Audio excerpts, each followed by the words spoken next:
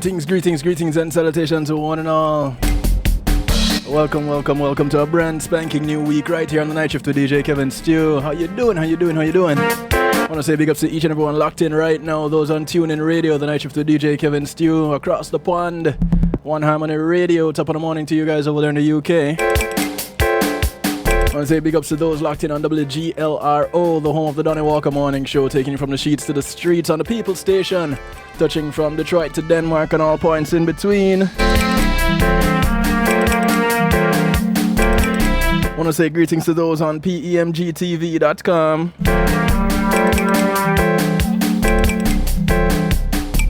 And right here at the home of the night shift with DJ Kevin Stew, kevinstew.com. Welcome. Glad to have you. Couldn't do it without you, and you have my word. I wouldn't even try.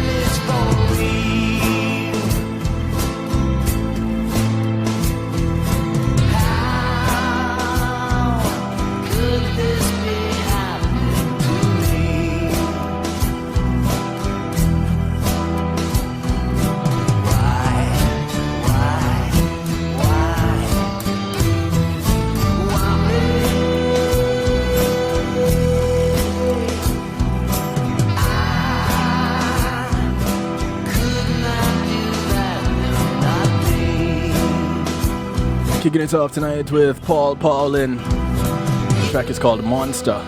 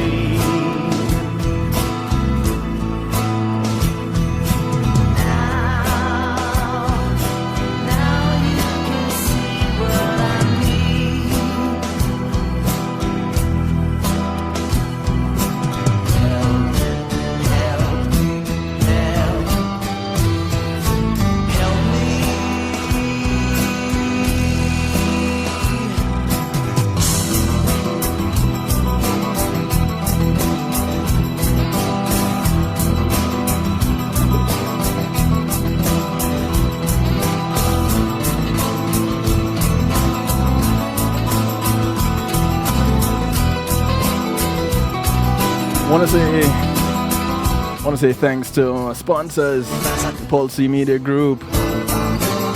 When being in a moment is priceless. Give them a call, 754-999-6020. What can they do for you? Everything you see right here on kevinstew.com. You have a website? You want a website? You want to do streaming on your website? Give them a call, 754-999-6020. Innovative streaming and recording solutions, pulsemg.com is their website. I want to say thanks to Althea and her Healing Heavenly Hands. Althea is a licensed massage therapist that comes to you.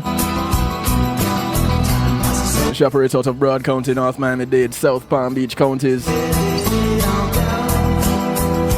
Give her a call, send her an email at thealater@att.net. Say, hey, is this Althea SU? The massage therapist. I have masks. We've been tested. Can you come and give us a massage, please? She brings her table, she brings her oil, she comes to you, she gets the job done, and believe me, what a job. Thanks to Reggae Global Entertainment, they take care of the third segment of the show. They can handle your bookings as an agent. They can be your booking agents. Take care of your tour management, your copyrights, your publishing, your business registration, your legal service referrals, and so much more. Top class music production and marketing and promotion out of this world. Give them a call, 954-998-8034, or visit them at reggaeglobalentertainment.com. And of course, big ups to GMAT Music Solutions, bringing your event to life, providing light, sound, stage and stage production services, musical equipment, PA systems, audio engineers, DJs, bands, musicians, singers, so much more. Plus,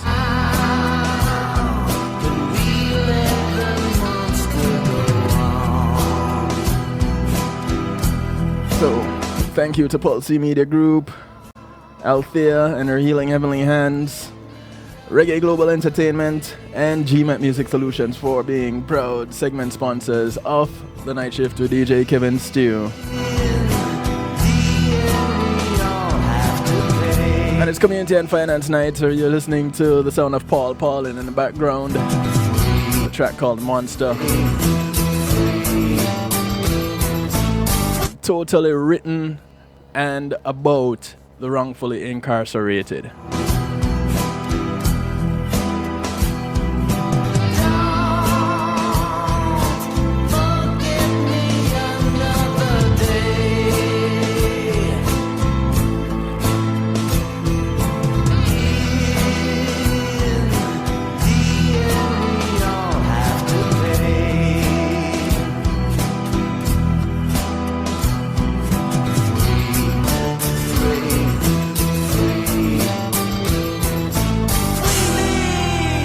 You know, it's every now and then some gremlins jump out at you and do some strange things.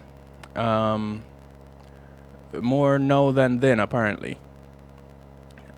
So, as I was setting up, you know, lately I've been doing this thing where I give the Facebook listeners a chance to chime in for a little bit.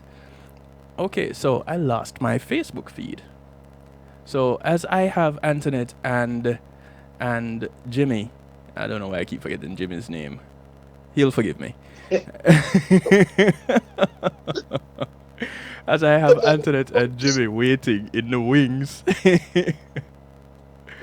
I'll just quickly do this so that I can have them up and running, and the Facebook listeners I'll fix the description of that a little bit later on. And so we're live on Facebook. Yay! I don't really do the Facebook Live thing, but we do a segment, a piece of it on Facebook Live. So I want to say big ups and hello to those tuning in on Facebook Live. Welcome, welcome, welcome. Of course, everything happens right here on kevinstew.com. It is where we have the Stew Pot, where we encourage you guys to jump on in and be interactive. Others call it a chat room, but we're very fancy over here on kevinstew.com. We call it the Stew Pot. It's where we keep things bubbling and interactive. And this is a judgment-free zone. This is where we learn to and encourage to have acceptance through enlightenment. So your views are welcomed. We just ask that you keep it clean. Again, judgment-free zone, so fret not. Tonight is we're addressing something that has become very near and dear to me. Not that I have anybody dealing or directly going through the situation, but since July of last year, I have been speaking with individuals who either are currently incarcerated wrongfully or have been incarcerated, whether justly or wrongfully. And I my heart really goes out to those wrongfully incarcerated, and even those who are incarcerated, the treatment that they receive, but more so the wrongfully incarcerated. And some time ago, I came across the story of Julius Jones. I saw a social media post about it, and I thought, let me look at this. And I watched the 3-part documentary, and I was just rife with emotion. I was angry. It was like watching Amistad all over again. I was angry. I was hurt. I felt that there was a need for me to do something. And the something is whatever it is that I can do in the search for justice for Julius Jones. And most of you know I have been talking about Rodney Reed for quite a while now, since November of last year, when I first had, it could have been before that, when I first had David Fisher on my broadcast. But tonight we're talking about Julius.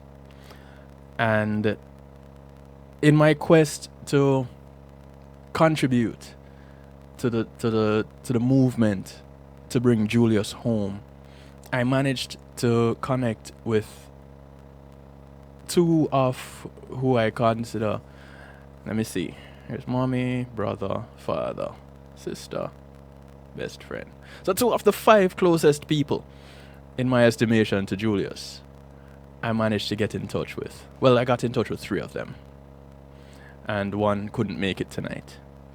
And so I am privileged enough to say that with me, I have sister Antoinette Jones and best friend Jimmy Lawson.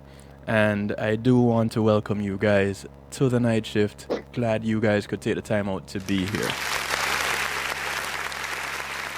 Yes, sir, man. Kevin Stu. This is Jimmy Lawson, man. I highly appreciate, on behalf of myself and the Jones family, man, for you taking the time out and your energy and your focus to focus on this catastrophic case, man. We've been dealing with this for going on 21 years now, man. And Yeah. I'll tell you what, it's a blessing for you to be able to allow us to use our voice, because, we spent so many years before the last offense trying to find that voice and have that real story told for my best friend, man. So, it's tear of joy for me and Antoinette. It is a sense of internal satisfaction that what we have going on now, this massive movement across America, that sees exactly what you saw when you saw the last offense, man. So, Yeah. on behalf of me and Antoinette, man, we highly, highly appreciate you.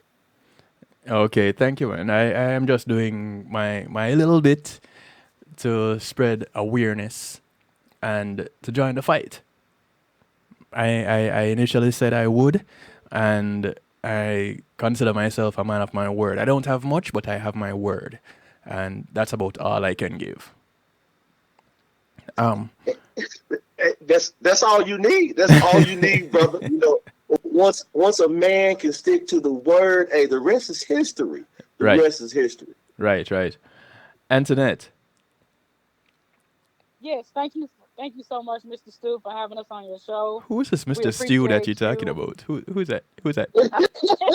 Who's this Mr. Stew Kevin, person? does that sound better? Kevin is fine. That's how I was raised. That's I, how I I was get raised. it. But I I'll get honor it. your wishes. Kevin is fine. Yes, sir.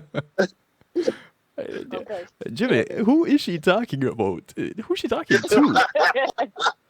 Hey, she comes from that great background that she's always going to be like, yes, sir, and no, sir. Yeah, and I could see that in watching The Last Defense. And for those who are listening, that are, if you're not aware of the Julius Jones story, go to justiceforjulius.com. And you there's a link there that takes you straight to justiceforjuliusjones.com. It takes you straight to the documentary. You can watch the documentary there. In fact, I have the documentary downloaded on my phone. I have all three parts. So even if something mysteriously happens to the website, I have it. Got it on. Yeah, Man, that's dope. That's dope. I have it. No, so take us back, Antoinette, because that fateful night you were there. You know, when So, everything went down.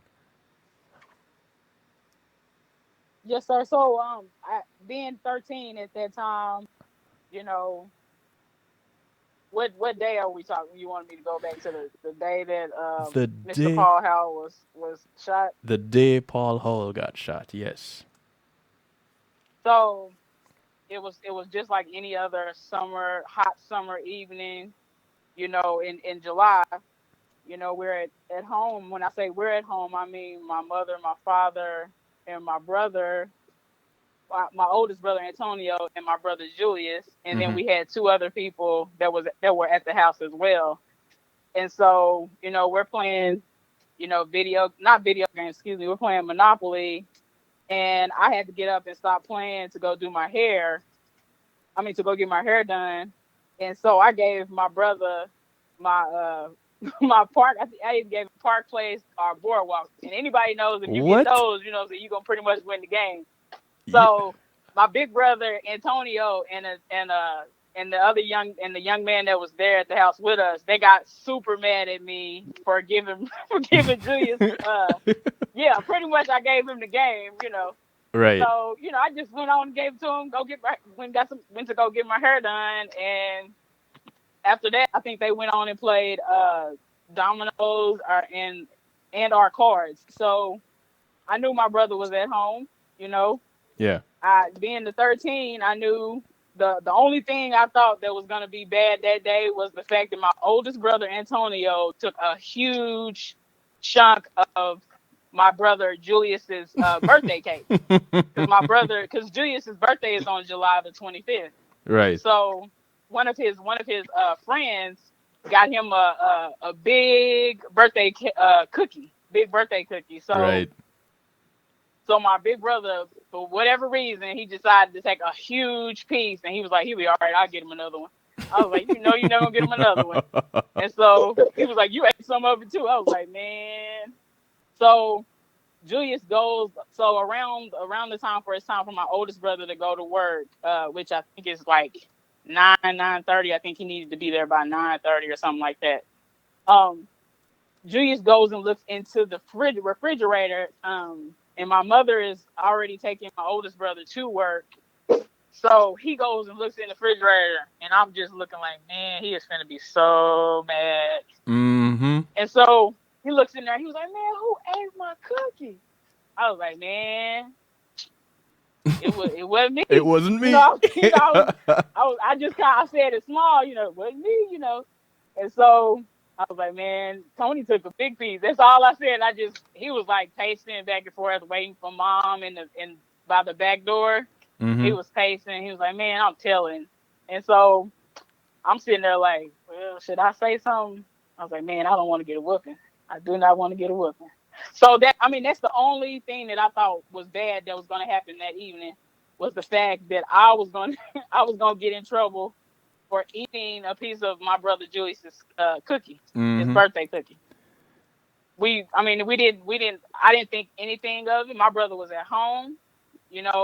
I knew where he was. Right. I knew we had spaghetti. I knew we had spaghetti and cornbread that evening. A lot of people be like, "What you mean y'all had spaghetti and cornbread?" That's southern. That's southern. But So there was something that you just said that we're gonna have to come back to, and that it refers to the time that Antonio had to be at work. yes, sir.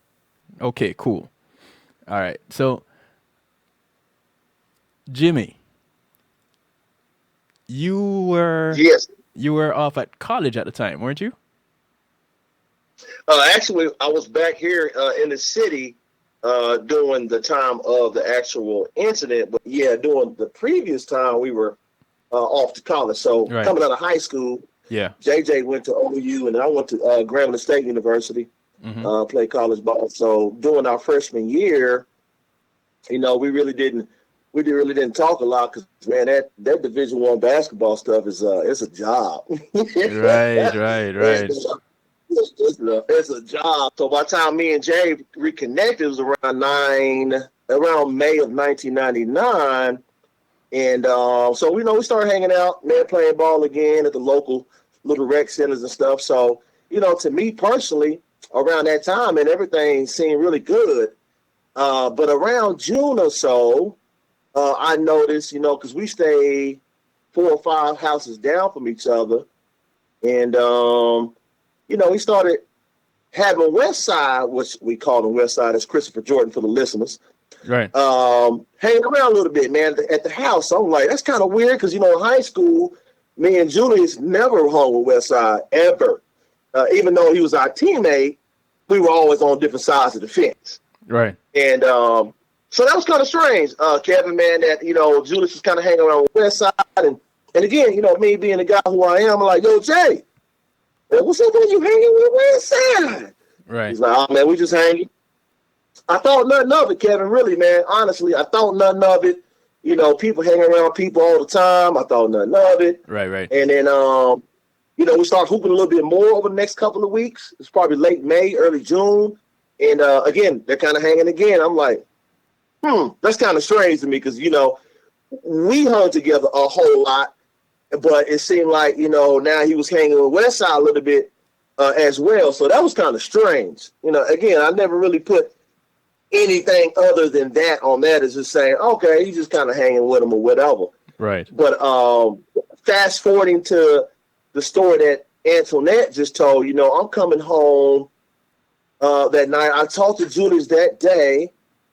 And the next day, I get this phone call from a dude. He's like, yo, have you talked to Julius? I'm like, yeah, I talked to him yesterday. And he's like, man, I heard in the streets that a dude got popped off in Edmond and they looking for him. And it's like right as like the media just picked it up, right? And that's when Bob Macy came in the picture. Again, it happened in Edmond, but because Edmond is under Oklahoma County, the county district attorney picked the case up. Okay. So that's important because you got different jurisdictions. I'm going to tell you why that's important here in a minute. Right. So the guy hits me up like, man, that's kind of strange. So I turn on the TV, bro, and it's all over the news, right? Every outlet possible, man, saying that this white guy in Edmond, supposed to be a notable businessman, killed by a black guy. So back in the 90s, Kevin, man, the demographics of that particular area was more predominantly white. Right. Right. And that's important because we didn't have a lot of blacks in Edmond at that time. And the mantra was blacks don't hang in Edmond. And if something goes down, we're going to protect, we're going to protect our white people. Right. That was the mantra. Right. Yeah, that's important. And so the next day I'm looking at the news, I'm like, man, this is crazy, right? They're talking about this guy. You got West Side kind of popping up. But here's what brought reality to me when I talked about this on the last offense too. And when I came home from work the next day, they had our whole entire block blocked off. They had Edmond Police, Oklahoma City, Oklahoma County, ATF, SWAT team, helicopters. Right. Marshals. U.S. Marshals. Kevin, this is the most police I have ever seen in my life. I saw that on the documentary too. I'm thinking that they're looking for a whole gang. I'm like, they're trying to catch 10, 12 people. Right. Right. Yeah, I get it was unreal. It was unreal. I get to my door. My parents is at home, and my dad's got this look on his face. And if you know my dad, he's a real joke. He's a real jokey dude like me, and but he had this look on his face. I could tell that he was not being jokey. I was like, man, that's kind of weird. He's looking kind of strange. Right. I'm like, man, what's going on, Pops? He's like, well, he just pointed. He pointed down the street towards Julius's house. And I was looking like, no way. No way, right? So the county sheriff comes up to me. He's like, everybody stay calm. We've got the house blocked around. And I'm like, who are you looking for? This is important because our neighborhood, Antoinette, you may or may not remember, but back then, our neighborhood was about 70% white, 30% black. Why is this important, Kevin? Because when I walk into my house on my street, I'm thinking, wow, they're looking for a white guy. Right? Because mathematically, statistically, our neighborhood had more whites. Right. So I'm thinking like, wow, they're looking for a white guy. And when the county sheriff says, hey, do you know Julius Jones? I'm like, yeah, that's my best friend. He's like, well, that's who we're looking for. I'm like, so what are you looking for? Well, murder. I'm like, no way. No way. So that's how I found out, man. And again, Antoinette was a little bit younger, man, but I could remember the condition of what they did to the Joneses family's house, man. I have never seen a house torn up the way that they tore my best friend's family house up. If you walked in, Kevin, you would think that they dropped 2 or 3 grenade bombs inside the house and just imploded. Boom, boom, boom, boom. I mean, they had mattresses. Now, it's a 2-story home. Right. So they had mattresses from the 2nd floor out in the backyard. They went in and tore the inside ceiling of the kitchen where you can see the sheetrock and some of the insulation. They tore the whole freaking ceiling down. It was one of those movie scenes. Like, no, this only happens in movies.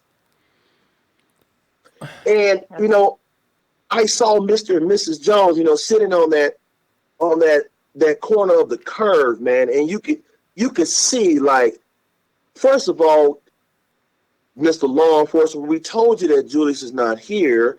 He had nothing to do with it, but then you took the audacity to run up in our house, and treat it like a certified tornado, man. I felt so bad for them. When I saw the footage, and if that footage is the actual footage, not reenacted, just actual footage, I can't understand how it is that it is okay to do that. Right. Under any circumstance. Now, Antoinette, as a yes, sir, as a brand new teenager, because you're 13 at the time, so you're brand new to the teen game. Yeah, I was. When you saw your home literally destroyed, first thought?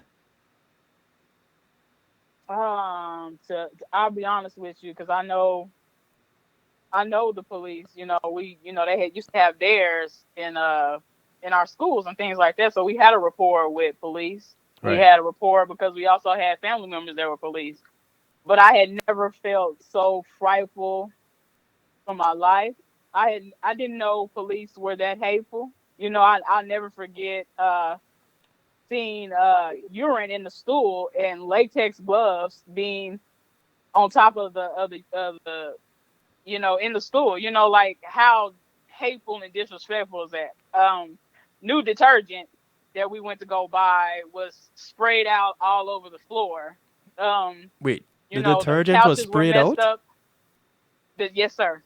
We had new boxes of Cheerios that we had gotten from Sam's, and they were ripped open. Like, why did they need to be ripped open? They were new. You know what I'm saying? Like, we had new things of food, because back in the day they used to I think they still do, but they used to have at the community centers, they used to give out food and things like that. Or at the schools, they used to give out food, cartons of food. And so that was, that was torn open. Like, I had no words. I think I was scared for a long time. Like I just started being able to actually understand that I was in shock for most of my teenage years onto my early adulthood years. Like, I didn't cry. It would be hard for me to cry, but within the past 3 years since the documentary, I've been able to actually cry. Yeah. And I mean, it's been crazy. But being 13, I was very fearful of the police. I didn't want to go anywhere that had the police anywhere. I didn't want to go out. My parents used to have to make me go out to the parties in high school. I didn't even want to go to prom because my brother Julius had promised me he was going to take me on my senior prom. So I turned down a few invitations to go Right, to the right, prom because I just knew my brother was going to take me.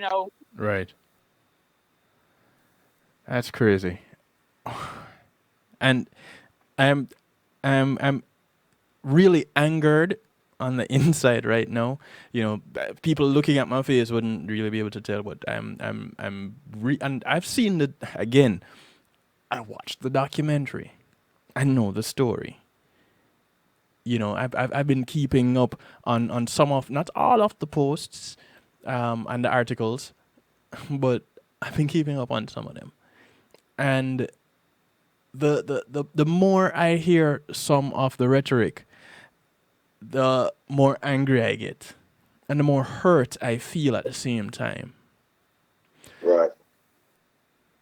You mentioned the home, Jimmy. When I was watching the documentary and I saw sheetrock, the walls torn down, the state of the furniture, and listening to Antoinette describe, okay, so detergent, dishwashing liquid.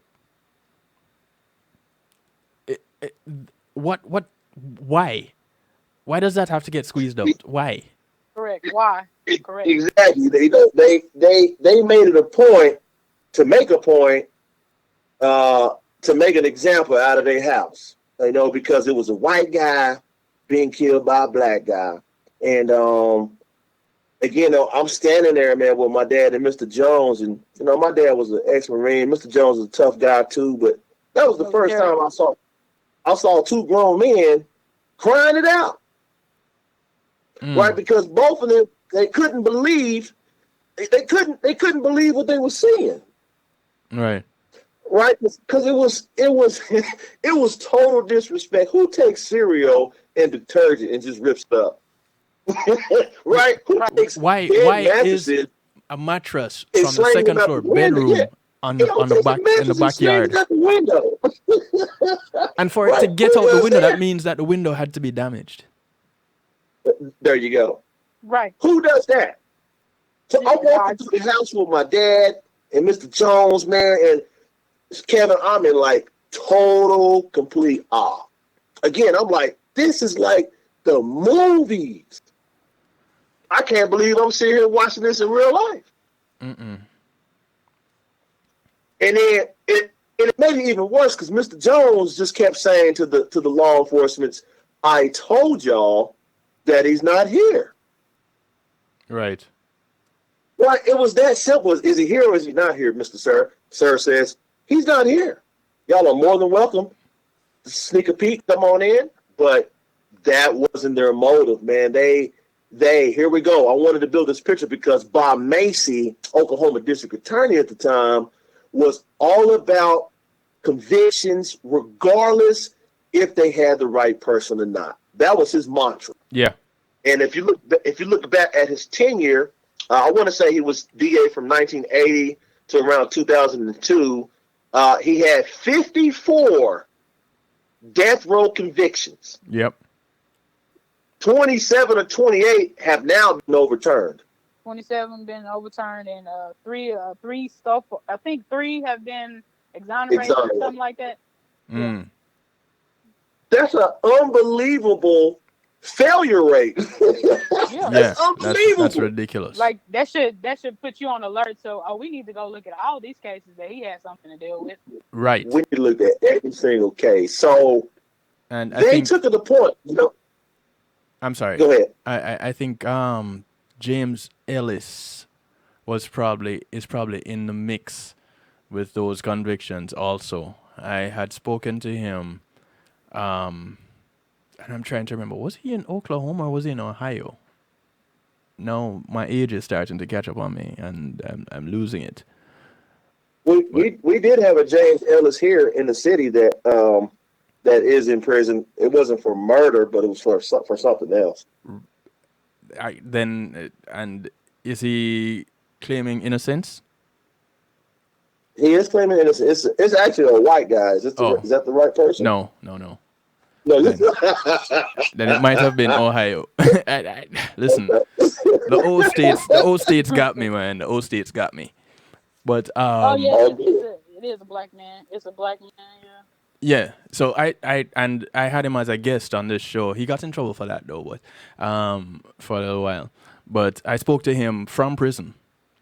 Oh, cool. Yeah. James Ellis. Yeah, he's at the correctional facility in Ohio. Yeah. Right. So, yeah, there you go. Thank you. Thank you very much, Antoinette. Saved me.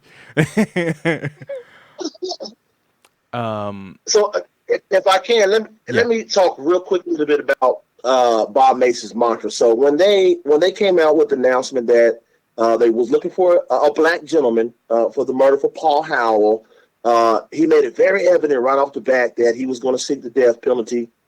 And he will always use these terms like thugs, gangbangers, stat tripping. That's important because Julius never fitted that mold. Mm. So what he was trying to do is try to make it a gang-related robbery gone bad ordeal. Well, right. The trick of the trade was the media didn't know a lot about Julius anyway. Mm. And it was kind of a double-edged sword because the media was saying, oh, he's a gangbanger, he's a blood, he's the John Marshall kid. And they were always trying to treat urban city schools of predominantly African-American population to the fact that most of these kids, they're underprivileged, poverty-type kids, and right. most of these kids fall victim to gangbanging. They were trying to build this picture. Right. So they try to capitalize on that. And me and Antoinette are so thankful for The Last Defense because that gave me an opportunity to help paint that real picture of Julius and who he really is. Yes. So it was a shock because people didn't know that he and I was the first two African Americans graduating the top 10% of our class. They didn't know Julius had a 3.9 GPA. They didn't know Julius had a full academic scholarship at the OU. They didn't know he had both parents in the household. They didn't know that. Right. So they're like, like yourself, Kevin, you're looking at the first, you're like, hold on, this doesn't make sense. There you go. Things just didn't add up.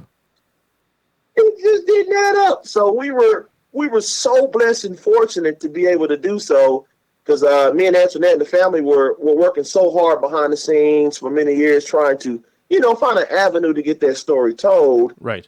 And once Viola Davis came around with this particular opportunity, man, it was like the perfect opportunity for Julius to have his real story be told. Yes. Yes.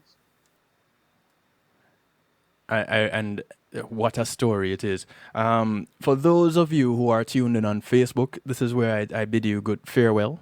Like I said at the beginning, I don't do this show on Facebook Live. It's just to give you all a reminder that kevinstew.com still exists.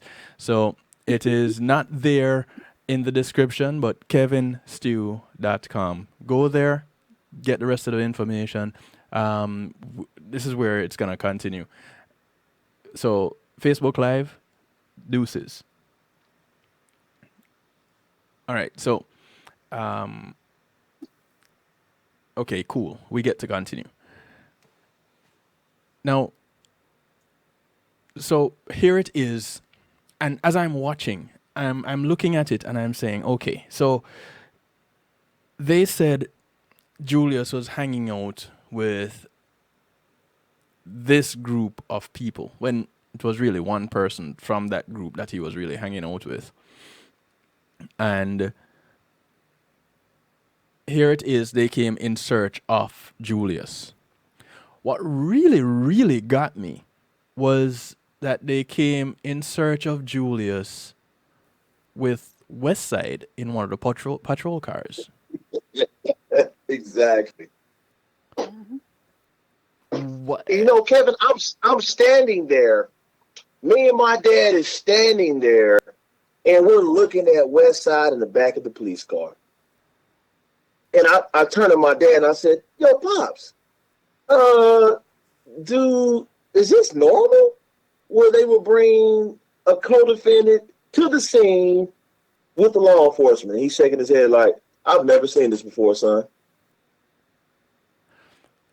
So in my mind, Kevin, I'm thinking, I already know what time it is. I'm saying this fool is pointing out all kind of stuff that he hid in the house.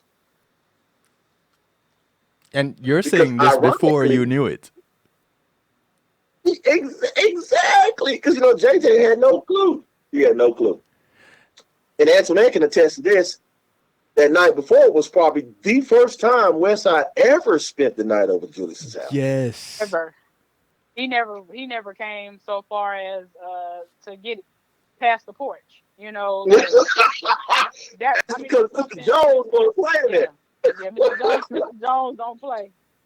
Sergeant Jones don't play. He don't play. Hey, don't play. Military.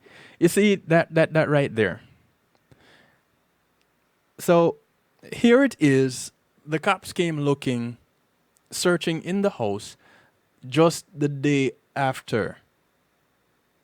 And went exactly where Christopher Jordan said the gun would be. How crazy is that? And then got on the stand and lied and said no, he didn't spend the night. Like he got caught in how many lies, Jimmy? Oh, probably at least 10. Man. What? Yes. I was in the court looking at him like, is this even the real person? Who is this guy? He was making up so many different stories on the stand that we were confused of who he was. And that's why I could not understand. I could not and I cannot understand to this day why the lawyer David said we rest. I could not understand that. I'm gonna get to the attorneys in just a moment. My bad. Because no. I'm fine that you mentioned them, but they tripped me out too. But so I'm gonna get there in a moment. Let's continue with a little bit with Westside, with Chris being in the patrol car right outside. Now, in the documentary, it was noted that, and the footage actually shows it. It's like one of the officers or a couple of the officers were there, like getting tips or directions from him as he sat in the car. That's unbelievable, right? So, my question is, well, I guess his argument was that Julius showed him where he hid it, the bandana and the gun. So, I guess that, oof. And I'm just guessing. I'm grasping at straws. I'm trying to come up with whatever plausible excuse I can come up with for this individual. I can't even call him a man because that doesn't sit well with me. Right. Now, let's touch on being in court for a moment. As the trial is going on. Yeah, so I want to provide a little piece of information to the listeners that we haven't talked a whole lot about, but me and Antoinette does mention it now as we dig a little deeper with some folks. So before trial started, we actually had, and Julius had, an amazing death penalty attorney. In my opinion, one of the top ones in the state of Oklahoma, in my opinion. Uh-huh. Yeah. And he was geared up and ready to go. And the Jones family felt comfortable. I felt comfortable. And then, boom, he dies. Mm-hmm. He dies about... Mr. Barry Albert, yes. Yeah, rest in peace, Mr. Barry. He dies about, a month and a half, 2 months out from trial. From what? So, yeah. So now Now it was like they pretty much wanted to wait 2 years before they even put Julius and before they even did court his case. Yeah, the attorney was so good, Kevin, that the state of Oklahoma and Bob Macy was not prepared to face him. They tried to defer the trial for a whole year and a half, 2 years. Right, because they knew this guy was going to get Julius off. That's how good he was. Right. And he passes away. I want to say it was a heart attack. Okay. And a few months before, so now we're scrambling. And as you know, when you spend a lot of money on something and you got to find another option, the only last resort you got is the public defender. Right. Yep. So he was appointed. So here's how. Yeah, it's appointed. But here how the what I call the dolls with the strings behind the curtains. You know, you ever watch Sesame Street and those little dolls are talking? Oh yeah. There's somebody controlling those dolls. Right. Right. That's how I view the prosecutorial and the public defender's office. They control each other. Right. So my opinion is that Bob Macy was really slick about who he preferred to take that case.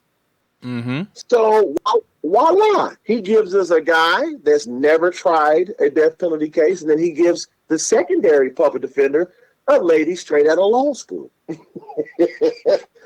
So now we're sitting with some counsel that has no idea more than you and I. I mean, you and I could be counsel. Right. At this point, yeah. Just pick two Joe Schmoes off the street and say, "Come defend this case." Yeah, I hate to say it like that, but no disrespect to them. But the level of intensity for this type of case certainly did not warrant no newbies and rookies. Right. Let alone the amount of time that they have been given the case to the time that trial has been set. So we're sitting there. I mean, Antoinette's in the front. I'm kind of sitting in the back. It was very tough for me, so I always sat in the back. But as I'm listening to David McKenzie talk a little bit here, Bob Macy, of course, is doing the majority of his side of the fence, if you will. So I'm watching. I'm watching David McKenzie and Robin Bruno. Which Robin Bruno is awesome now. I mean, she's been practicing law for a long time. She's a big advocate for us, right. As well. She caught a bad deal. Right out of law school, didn't know what was going on. So to this day, man, she's I want to give her a shout out, let her know we appreciate her because she's really been a huge proponent and advocate, man, for helping get Julius out. So kudos to her. And she wasn't the lead counsel either, but she used to go visit Julius way more than David did. Yes, she did. Yeah, I definitely I commend her for coming forward and even like Jimmy said, advocating for Julius. Right. We understand. We understand there's a lot of there's a lot of unexperienced lawyers here in Oklahoma, so that's another thing too. I got you. So she's green at this time. Yeah. Yeah. Go ahead, Kevin. Yeah. Sorry. So she's green, fresh out of law school, and getting into the game against all these professionals. That's like was one of the most high profile cases we had in Oklahoma County in probably at least 15 to 20 years. Jeez. And I apologize when I say unexperienced. I mean like capital murder cases. That's what I meant to say. Yeah. I didn't mean to say that. I didn't mean to say all lawyers were unexperienced here in Oklahoma. I meant to say capital murder cases at that time in the 90s. So, okay, got you. Yeah. I apologize. They'll forgive you. I hope so. Yeah. So go on, Jimmy. Yeah. So we're sitting in the courtroom, man, and I'm watching. I'm watching Westside Christopher Jordan, make about 11 different type of statements, and everybody's in awe. Like, wow, he's changing up the story 11 times. And then what surprised me, though, that, we didn't really know a whole lot about was these two other gentlemen. So there were two other gentlemen involved with this case. The first guy was named Liddell King, we called him Day Day. And the Right. other gentleman was Kermit Lottie. Mm-hmm. Well, it threw me and the Joneses kind of a loop a little bit of, okay, so we know West Side, but how are these other two guys involved? Right? Mm-hmm. So we're listening to Day Day paint this picture of so much detail. But here's the trick, Kevin. So I'm sitting in the courtroom like, so how is this guy telling the story when he had nothing to do with it? Right. Right. And I'm thinking, okay, so if he does know the story, how is he not involved? And how is he getting off? Mm-hmm. Right. So I dig a little deeper. I said, well, who is this guy? Well, my name is Colonel Lottie. I own this truck shop. This is what I do on the side. So he's telling his story. And I thought, So, okay, so this guy is taking hot cars, stolen cars, Mm-hmm. other illegal activity, but he's going to get off too?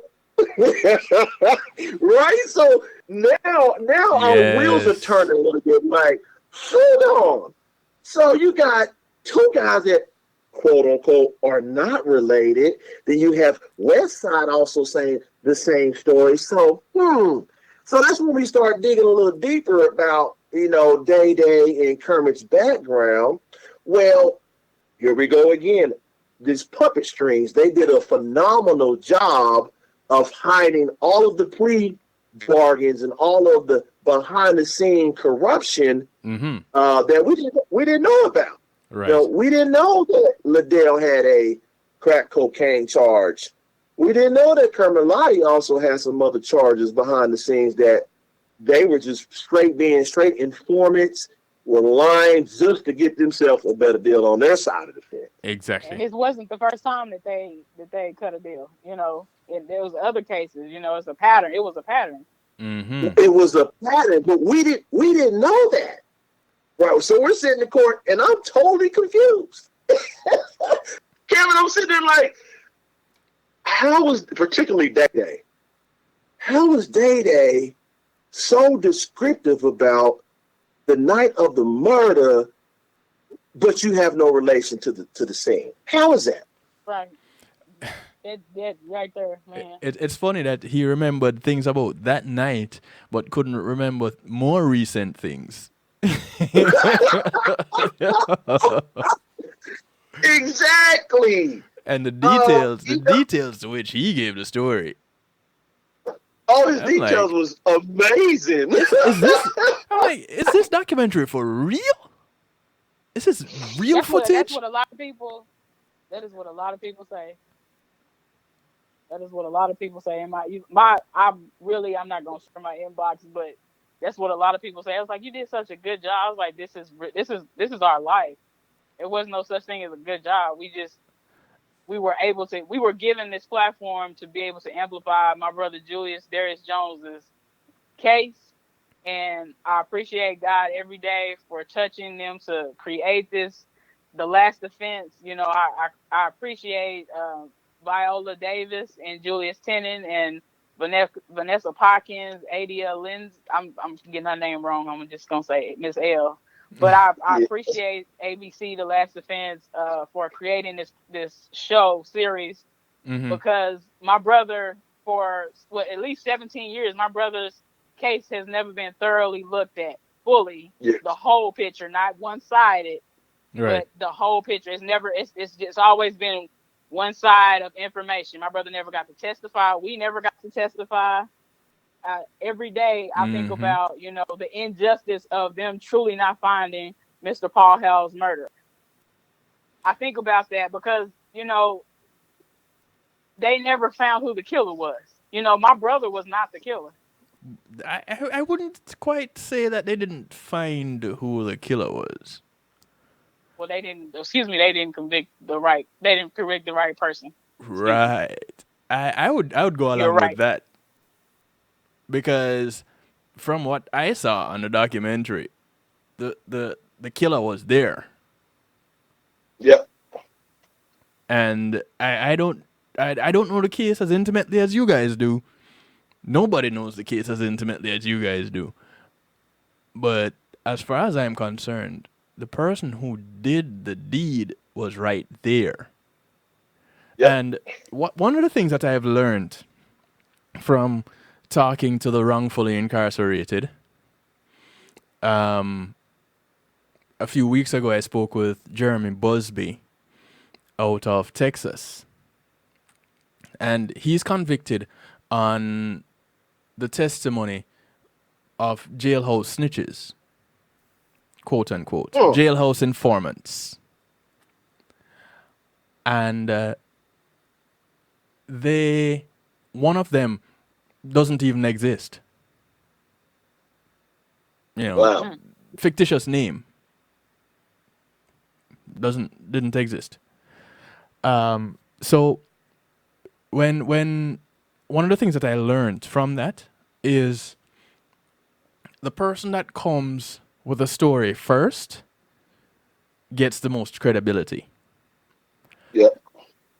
And the more high profile the case, and the more the prosecuting attorney needs to put the case at rest, the further they will push the envelope.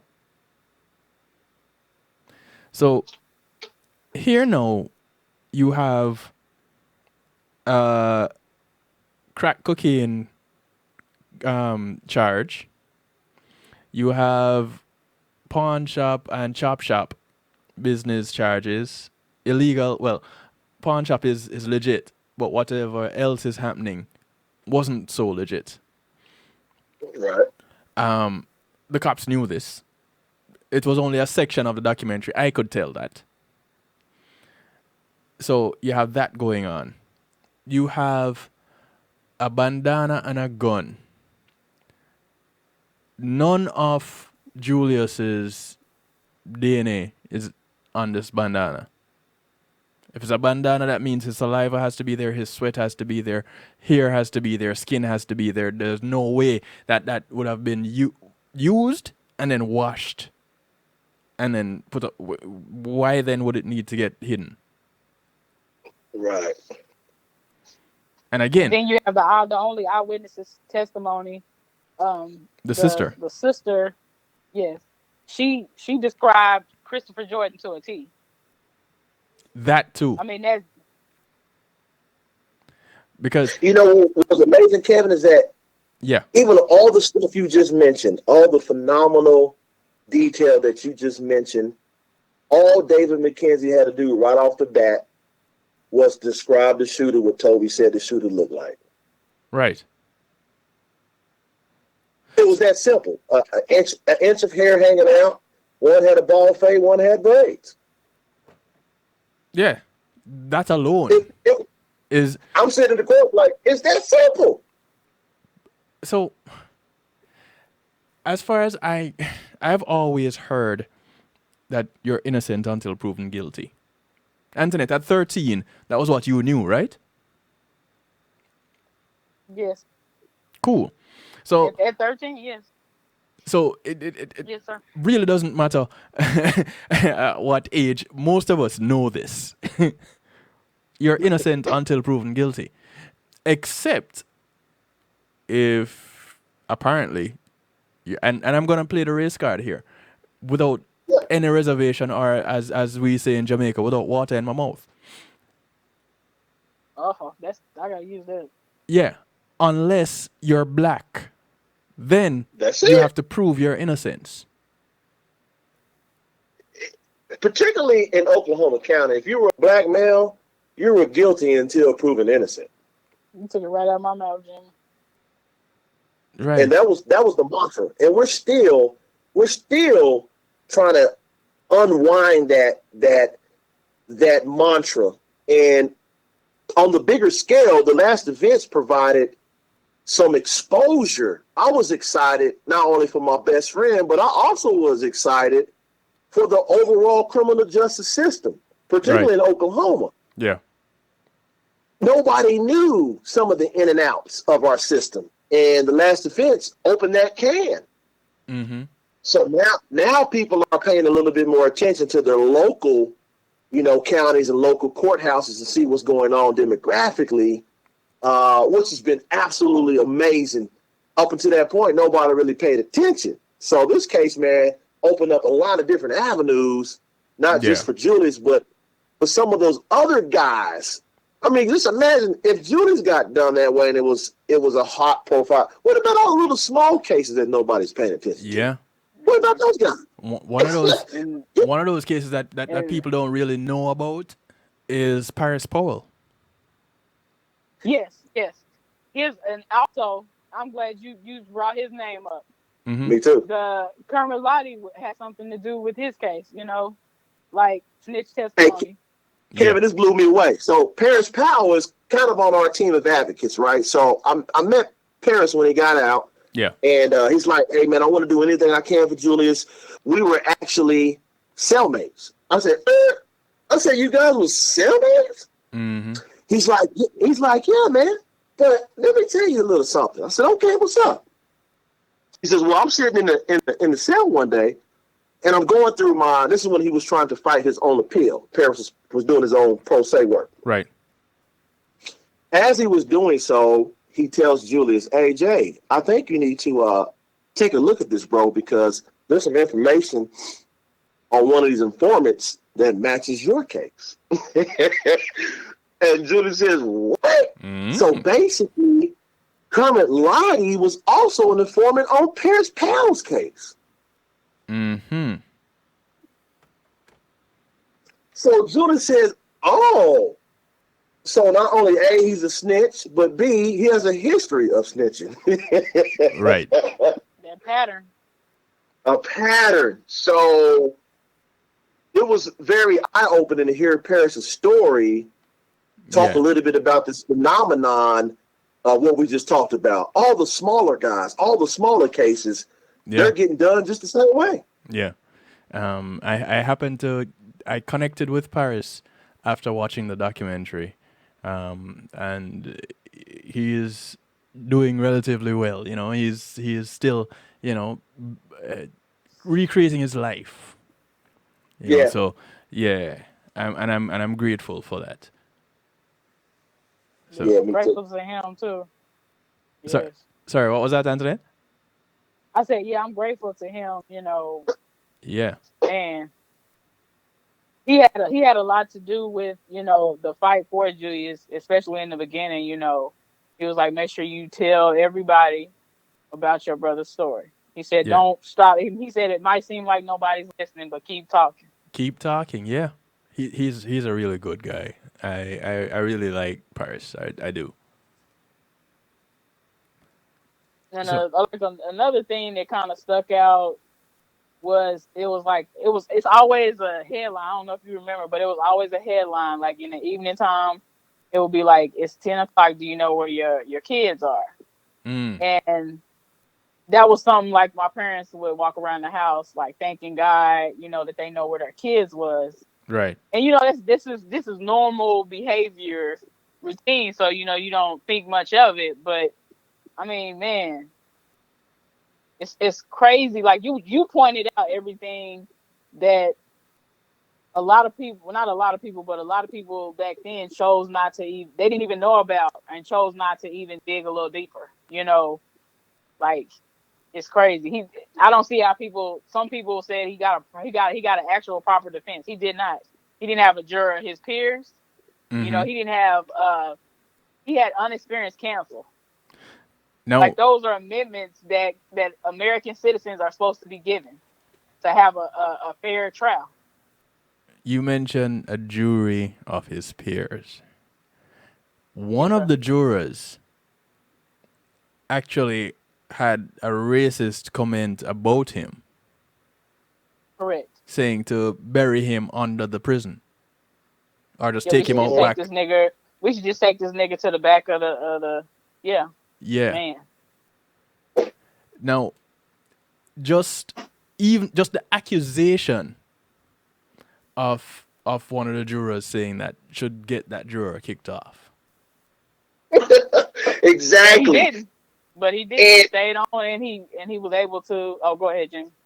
yeah, what I've learned, Kevin, and this has been just such a phenomenal process for me and the Jones family because a lot of people who aren't in law or have a criminal justice background are very virgin, if you will, with how the process works. Right. So you brought up a key point about, my gosh, shouldn't that disposition from a jury saying that alone should grant a retrial? So when we were going through the appellate process, and I'm reading through some of the appellate documents, which goes to the Oklahoma Court of Criminal Appeals, more times than not, they were deferring back to the lower court's decision, which tells me as an educated man that you guys didn't even read the damn documents. There you go. Right. And Right. they were replying so fast. So normally it takes between 6 to 18 months, normally in the state of Oklahoma, to receive a response from Oklahoma Court of Criminal Appeals. Yes. Well, on some of the appeals that we were doing for Julius, they were spitting them out in a month and a half. Right. That is. Thank you for pointing that out. Thank you for pointing that out. So that tells me, hey, you guys are not even reading this stuff.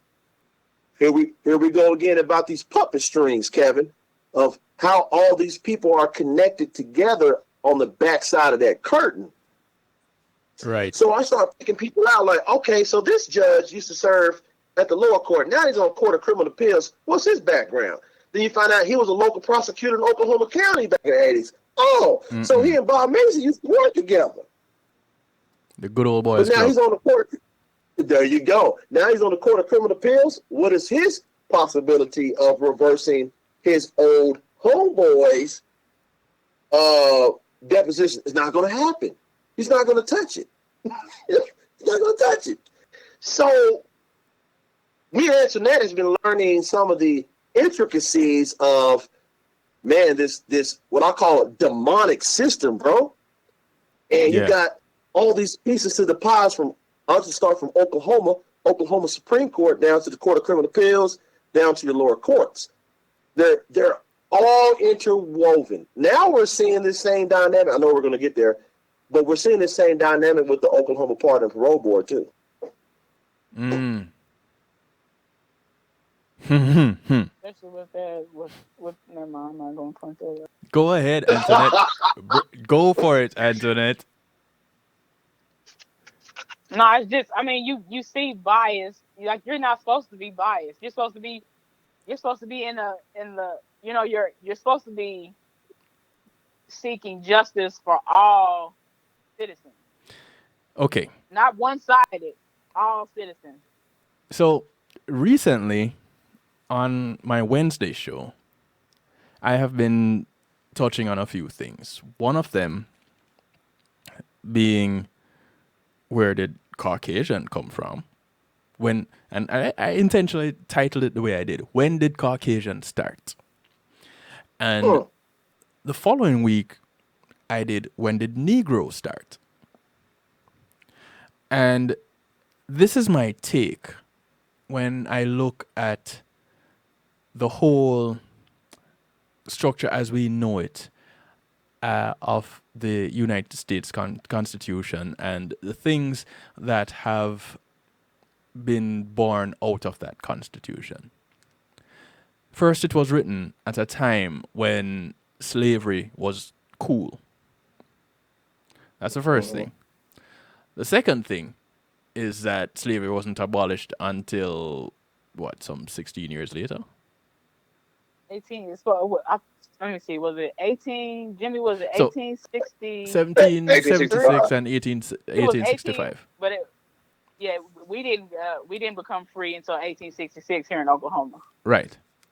So, being 3/5 of a man, the years that had passed in that time when laws were being made, the laws were being made to apply to not to the slaves, because the slaves didn't have rights. Right. And there was a mindset. And if you look at the history of Caucasian, the Caucasians, when the U.S., even when the U.S. immigration laws were being structured, they broke out Caucasian into Pacific Islander and Asian American, and they broke them down. And the Nordic became the top tier, and given the level of intelligence as according to where you fell in the structure and all of that. I say that to say this. Based on that initial mindset has come down and passed on through generations. That's why people today are still saying things like, let's lynch them. Or things like, you can't expect anything better from these black people because violence is what they know. And you can expect a black person to do this or to do that. And that the white people are innocent of everything until you can find them guilty to the point where you almost have to catch them in the act. Right. So, well, I mean, you can go back to the forefathers of America, the Americas. They protested, rioted. This is not something that's uncommon, right, when you're under duress and you're fighting for your freedom. Right, so right. that like you said, that makes me like, people truly don't know history. They truly don't know history. I didn't mean to cut you off. Oh, no. That's fine. And it is because of that why we see some of these injustices like what is happening to Julius. Because Right. you wouldn't have had these white police officers go into a white home and destroy it like that. Right. First of all, I'm pretty sure, and from I was a child, I knew of the USA being called "You Sue Always." So I knew that every one of those departments would have gotten a lawsuit against them. Win, lose, or draw, there was going to be some kind of backlash against destroying a white suburban home like that in search of what? So, A person. because they knew, and that's the other thing, there is a level of fear that is instilled in the black community. Yep. And I was talking to someone today, trying to get them on the show, to talk about that fear.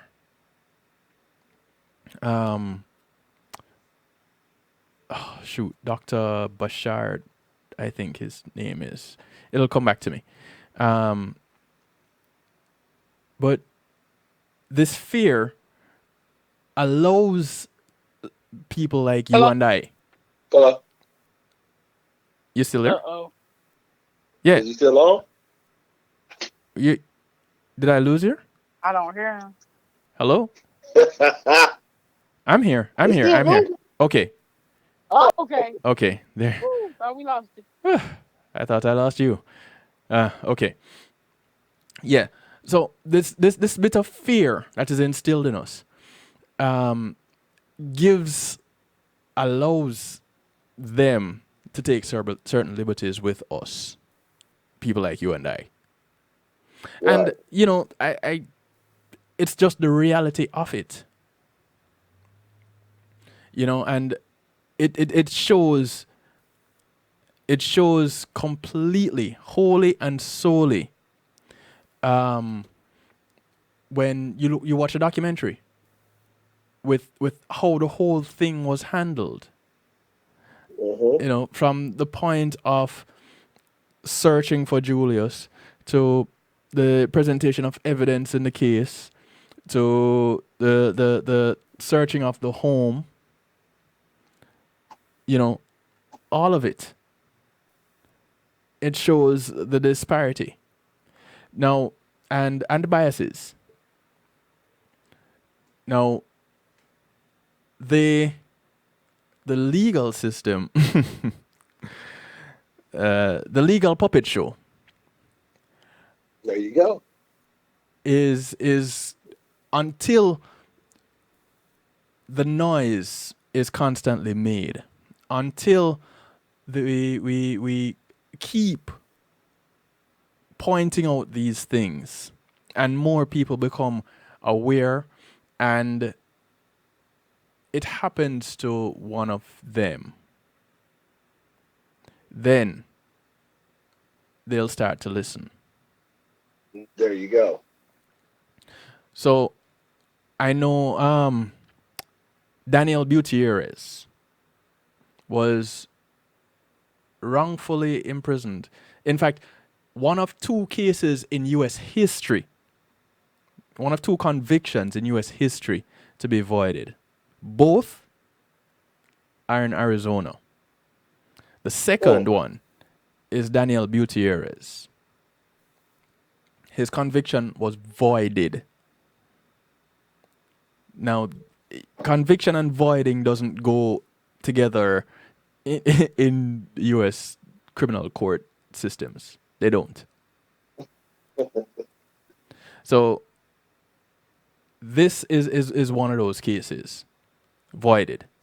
And he's taking steps to pretty much make sure that doesn't happen again.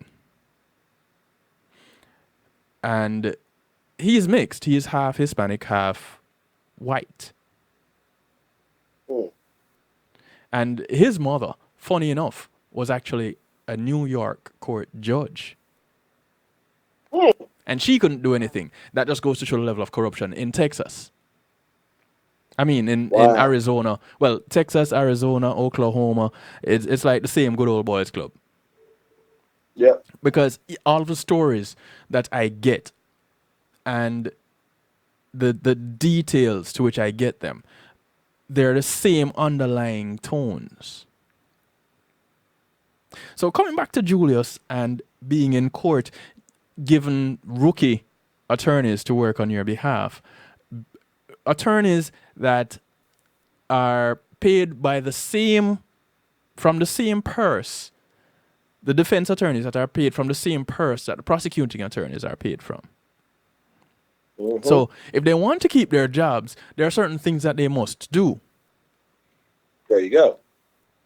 Again, I have learned this from the cases that I have been, presented with on this show, and have spoken to individuals even off the show. And this has been a thing. But it is mostly it's more prevalent in cases involving black people.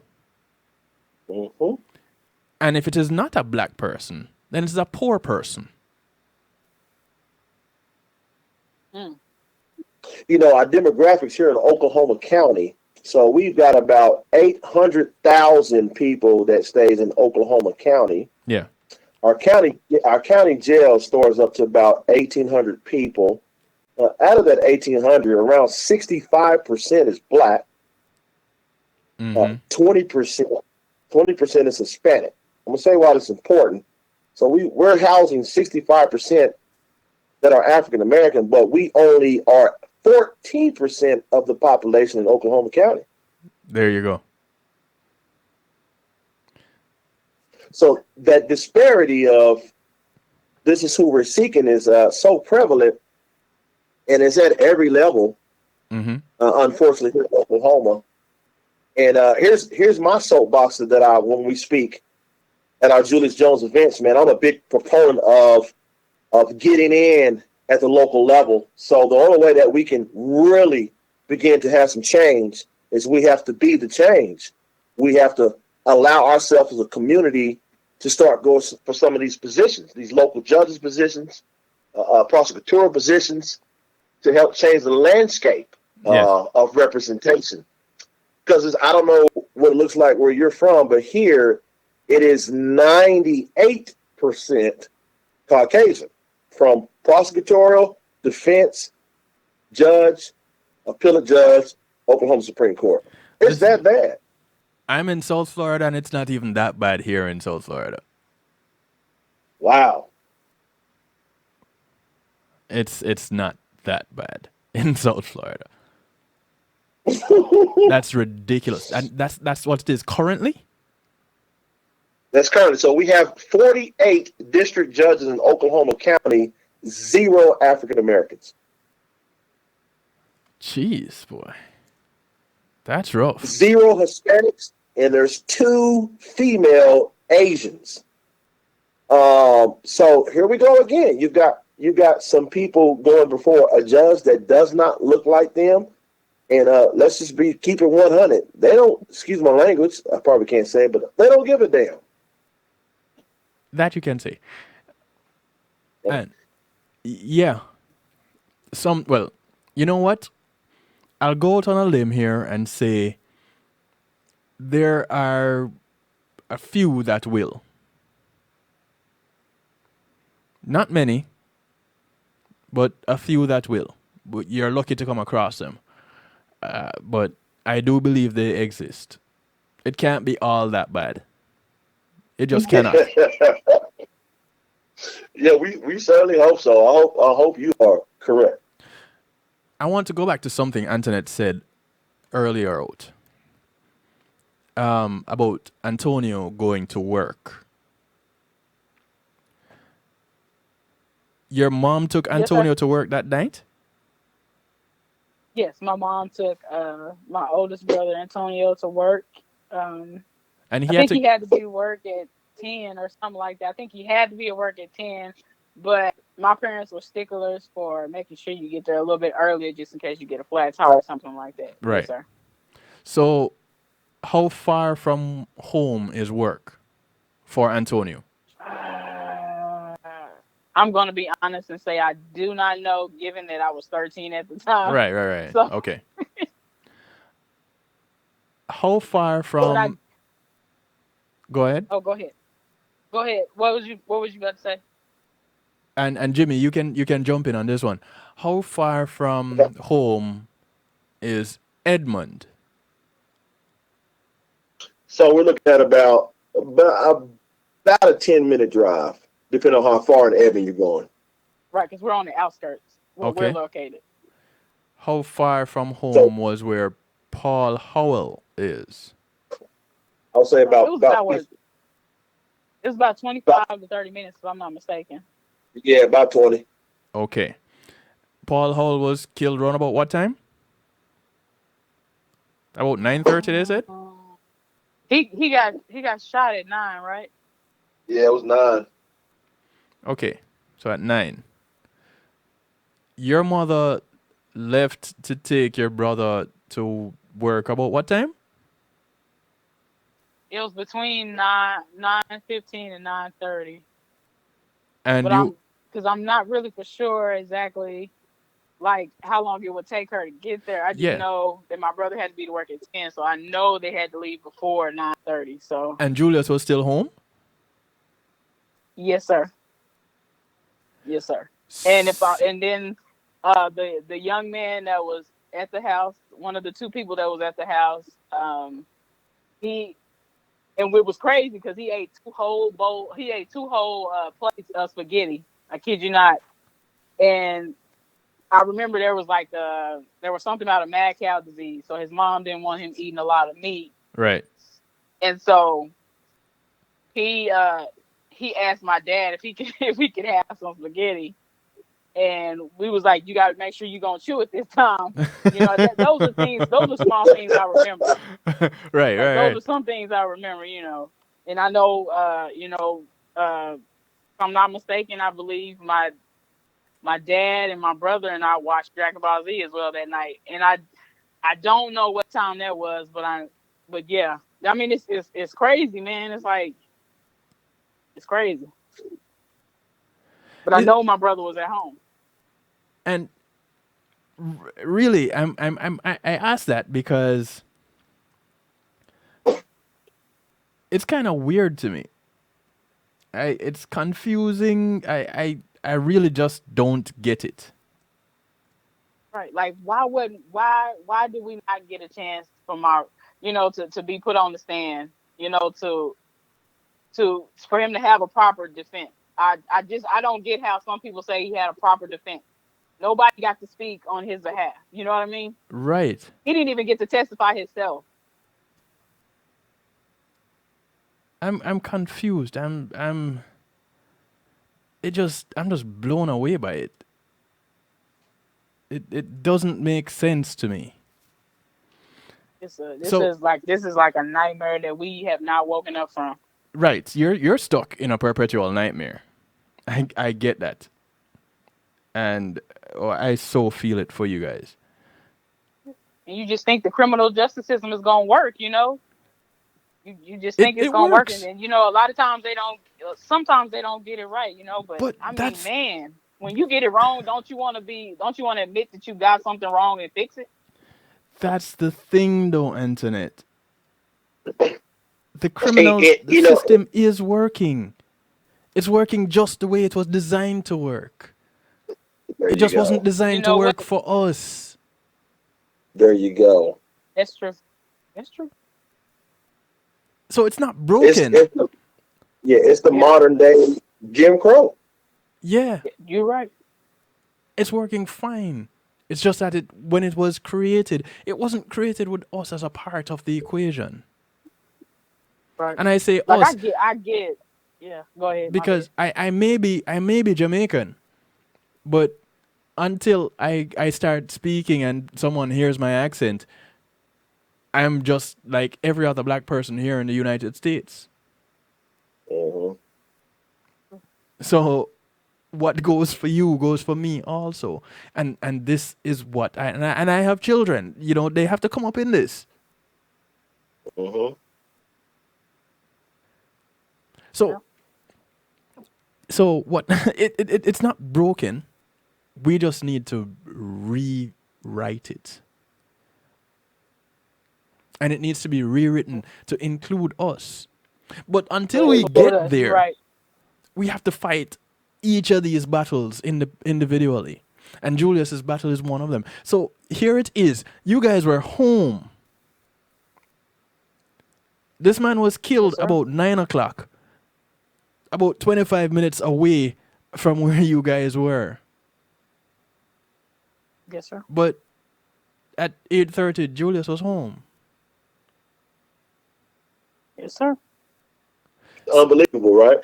so what teleportation device is it that you guys have in the house, and when was it that you made it, Antoinette? Because you're the youngest one, which means that you are the brains of the operation. So when did you create this teleportation device? And Man, I don't please know because share the I'm not getting schematics. paid for it. Uh, man, like you sit and you think, why is this happening? My brother wasn't a choir boy. He wasn't like a perfect person. He made mistakes. All young people make mistakes. Right. He just turned 19. Like, but he's not a killer, and he's not. A gangbanger. Man, he is not a person. Yeah, he's not a person that would want to take a person. Like, he's always wanting to protect someone's life, and then like he's always wanting to help, and that's something that he gets from his mom, more so my mom. Like, she's never met a stranger. Just Mm. just seeks to help somebody and don't know him. Yeah. Don't truly know him. Excuse me, because Chris was an acquaintance, and so you know it's crazy. You think you're just helping somebody, and all along it's a trap. And that's something that I've always watched, like who I befriended, who I helped. Hmm. And this system, it's basically like just pushing a number. It's a number, but my brother is not a number. He has a name. His name is Julius Jones, and he did not kill Paul Howe. And we are all seeking justice for the right person that did, excuse me, not the right person, but the person that killed Paul Howe. We are all seeking that justice for him to be found and convicted. But my brother did not kill Paul Howe. Right.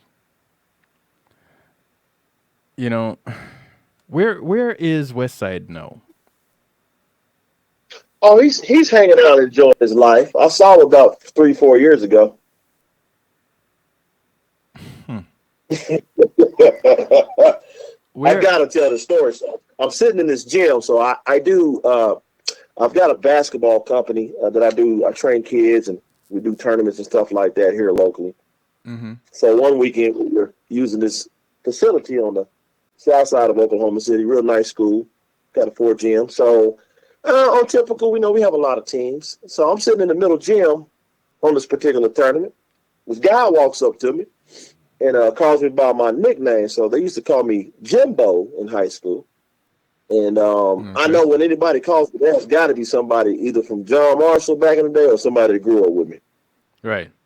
So he walks up to me. He's like, "What up, Jimbo?" And I don't recognize the guy. I just don't. It just something about his face I just don't recognize. I say, "What's up?" You know, he's kind of starting some small talk about basketball, and I'm like, "Man, who are you here to see?" You know, I'm here to see my son play, man, and he plays with his team right now. Oh, okay, cool. So as I'm talking, Kevin, I'm looking a little closer. Now I'm kind of like shoulder to shoulder with the guy now. So I get a little chance to get a little bit more detail on his face, you know. Right. And he has no hair. I'm bald-headed, so he's bald-headed. And as I get a little closer, I kind of get in front of him. And I said, what did you call me? He's like, "Oh, man, I called you Jimbo." At this point in time, I see it. I see it. I see the facial. I see it. And I look him right in the eye. And I said, "Westside?" Right. He kind of steps back at this point, Kevin, like, "Hold on." He's like, "Yeah, man." And I say right off the bat, "Man, when did you get out?" Again, you know, we know, but people in the public think that he really got a 30-year term, right? But he didn't. He only got a 15. The jury. Exactly. They tell that doggone story to the jury too. So he only got a 15P. Eh? Yeah, he only got 15. The story to the jury was that he signed a 30-year mandatory sentence. Well, here we go about the strings behind the curtain. They snaggled him bound and gave him 15 years only. Nobody knew. So here we go. He does 15, gets out on the 15th. I said, "Man, when did you get out?" At this point in time, it was probably like 8 months ago from when I saw him. And I said, "Man, where you been?" He's like, "Man, I've been to Arkansas. My son playing is the son I had right before I got, arrested." So, me being the good guy that I am, it took a lot. He caught me in the perfect area, right, in the public area. Right. And I kind of leaned over and gave him some amazing words in his ear. Words you won't share with us tonight. Unfortunately, I can't share those tonight. Don't worry. I got you did it. I got you did it, so we can talk. Don't worry. And as soon as I get finished telling him that, he looks up at me, kind of backs up a little bit, and phew, gone. Never saw him again. Literally skipped his butt up out that gym, gone. Never saw him again. He can stay, as far as I'm concerned. He can stay. He doesn't need to be seen anywhere at all for any period of time. Right. I don't usually talk like that, but in this case, I'll make an exception. He can stay. He can just stay gone. He, in my book, he really serves little to no purpose. Right. But, we get it. Every man for himself. It's a dog-eat-dog world, and, well, that's what we're told. That was I want to give you the other half of the story because I think it's important to bring to the forefront of how awesome a person Julius is. Yeah. And he happened to talk to me, I want to say the same day, later that evening. And, I'm bubbling at the time. Mm-hmm. And I'm very transparent, so I don't really give a doggone. I'm like, dude, did you know what I just saw today? And he could tell on my voice. And he says, you saw West Side, didn't you? And I said, I sure did. You know what I'm talking about?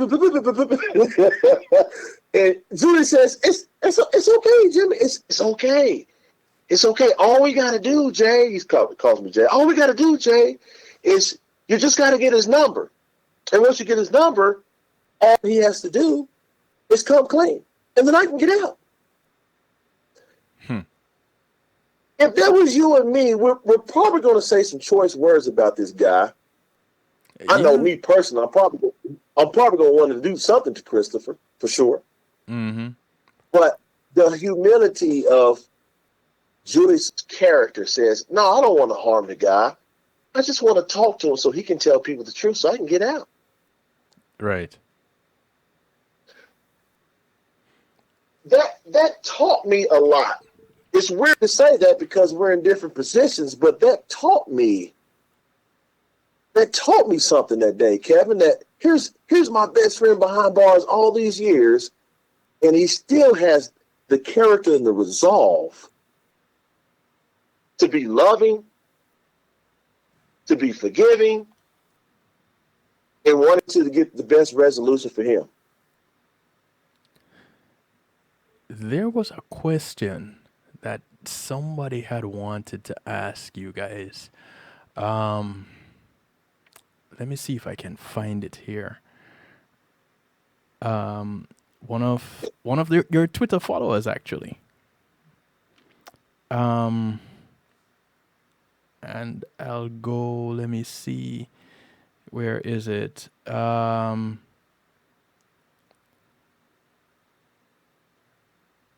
One question I want to ask them. Did Julius appellant attorneys ever address the fact that his defense lawyers rested and didn't present a case to defend Julius? And also, if they had attempted to get the suburban checked for evidence? I want to say, based on my recollection, the first 2 or 3 things you mentioned, the answer to that is yes. I'm not quite sure about the last point that you asked. But I know for sure those other points were covered in some of those appellates. But here we go again. The appellate court, in my opinion, they didn't take the time to dive into those points that we provided. Right. Because the turnaround was way too fast, first of all. Right. And then you got some strings behind the curtain that were also on some of these presiding positions that now we know. We didn't know back then, but now we know the puppet show.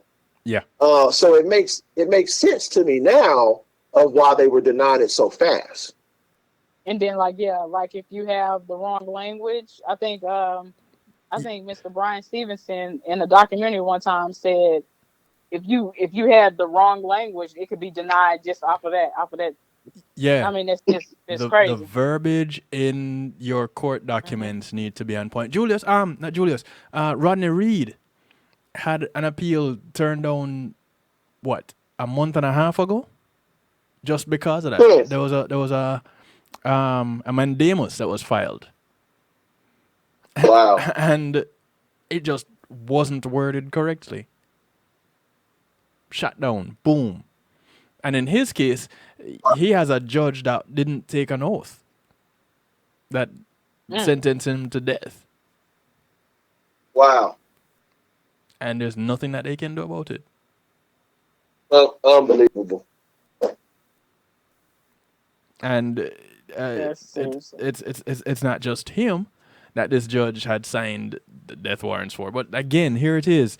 The good old boys club in the South. Texas, Arizona, Oklahoma, Florida too. Let's not leave Florida out of this. Florida is very much involved. Louisiana, Don't leave out Mississippi. Arkansas either. Yeah, Arkansas. You know, these places. There's a good old boys network that you know fly under the Confederate flag kind of a deal. You know, it's sad to say it that way, but the harsh reality is that's how it goes. Yeah. But I tell people, yeah, make noise. Yeah, protest. But this whole burning of buildings and destruction of property thing, that doesn't get anybody anywhere. You want to fight? Fight with the tools that you're being fought against with. So Right. they're using the law to get you down. Learn the law. Learn the law. That's the key thing. Learn the law. Learn the law. And Know your rights. yeah, Exercise your right to vote, because so many died for you to vote. yeah. Even that. But you know, do jury duty. I had a guest on that that raised a very important point, and he said, "You being called up for jury duty is really an honor because you get to defend your brother and sister. You get to be that last line of defense for them because they're supposed to be your peer." So I had a supporter of Jesus say, he said he will never look at jury duty the same again, like what you just pointed out. yeah. Wow. And it really is important to do these things. Because this is how we make a difference. Go ahead, Antoinette. Oh no, I was just gonna say, and also like just with the documentary, Yes. like the mugshot that they had of Julius, like if the jury had seen the mugshot, if they had seen the mugshot in court, like David said, he was not given that mugshot. Like that's crazy to me. Like I wonder I wonder how it would have went if they'd have seen that mugshot. That was taken 9 days. That mugshot of Julius was taken 9 days before the crime took place. Well, wait, what? His hair was, yes. And that mugshot is also on Julius's change.org petition. Yeah. That's close to 6 million signatures. Right.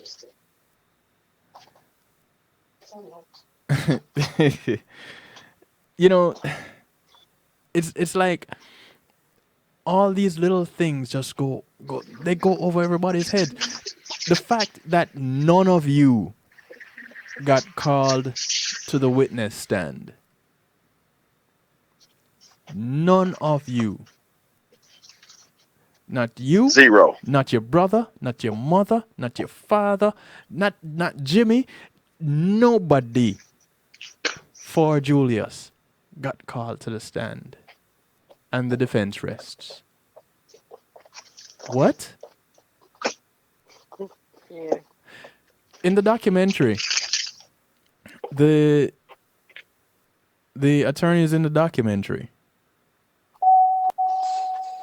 they're not the attorneys that were on the case. No, I wish they had been. Yeah, we wish we had them. So, but I'm so grateful to Dale Bache and Amanda Bass, truly. Where are they now? They are located in Arizona. So they stopped working on the case? What? No, they're still working on the case. Yeah, they're still working on the case. So where we are right now is that we filed a clemency petition with the state of Oklahoma in October of 2019, seeking commutation. Right. Which is a fancy word for time served and get released. Right. Here is the tricky thing about that is that the Pardon and Parole Board, who governs commutation applications, is a pretty much a new member board. So the 3 members are appointed by our governor. The one's appointed by the Court of Criminal Appeals, and one is appointed by the Oklahoma Supreme Court. Here we go again about puppetry. So the 3 new members from Governor Stitt are pretty much cut and dry, here for the people, are pro criminal justice reform, and that's great. Mm-hmm. The other two individuals has a different perspective and background. One in particular board member was a former judge and former prosecutor himself in some neighboring counties next to Oklahoma County. He's done a lot of work based on his bio and resume with Bob Macy. And that's pretty important because here we go again about the puppets and the puppet strings. He had the audacity, this is last week, he had the audacity to ask the executive director of the Pardon and Parole Board to recuse himself and step down. It's like you, Kevin, going to your boss and saying, hey, if you don't give me this $20,000 raise, buddy, I'm going to need you to quit. Right? Who does that? Who goes to their boss and says, you're going to do this or it's time for you to go? Right? So you got this board member who publicly came out and said that his executive director needs to recuse himself. And now is going back and forth with our governor's council saying, no, that's not the way it's supposed to happen. And then you got this particular board member saying, yeah, if it doesn't happen, and then we're gonna try to file some suits. And it's got sloppy last week, and it's all because of Julius Jones's application. Yeah, I saw an article about that. When I saw that article today, I saw that article. It was posted on Twitter. And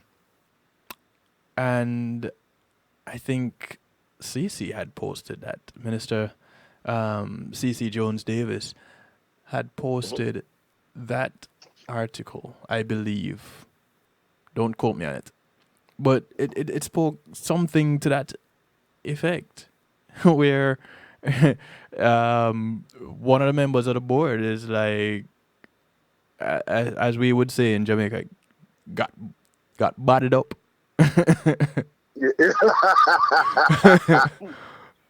You know, it Yeah. and I was like, what's going on here?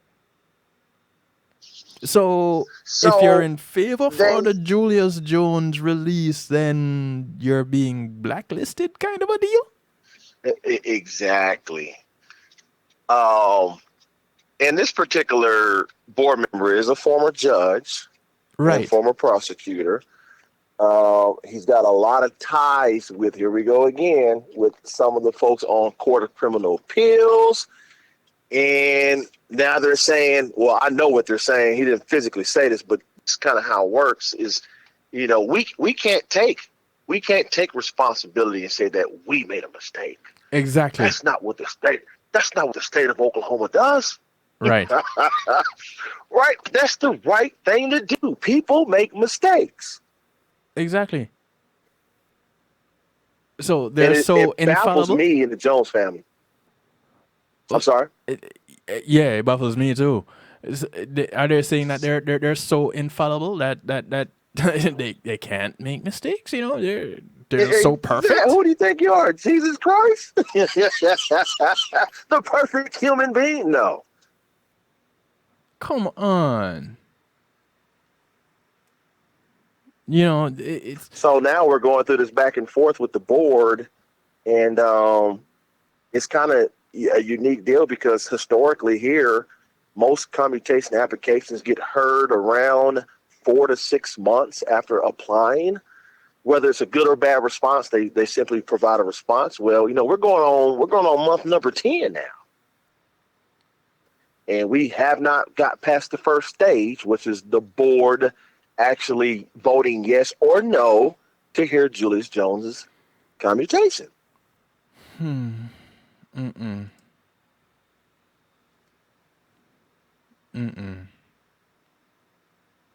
That goes beyond crazy. It makes absolutely zero sense. 0 sense at all. Just And it's because, really by the grace of God because Oklahoma put a moratorium on the death penalty for executions and just reinstated that this past March, in which our Attorney General's hopes were to start setting execution dates this month of July, and they ran into some protocol issues, and that was pushed to the side. So fortunately, the state of Oklahoma does not have the authority currently to set execution dates. Because if that was the case, there's not a shadow of doubt, and Antoinette probably can back me up on this, that Julius and this other guy, Richard Lawson, will be the first ones to try to get a date. right. You will be correct. You'll be correct.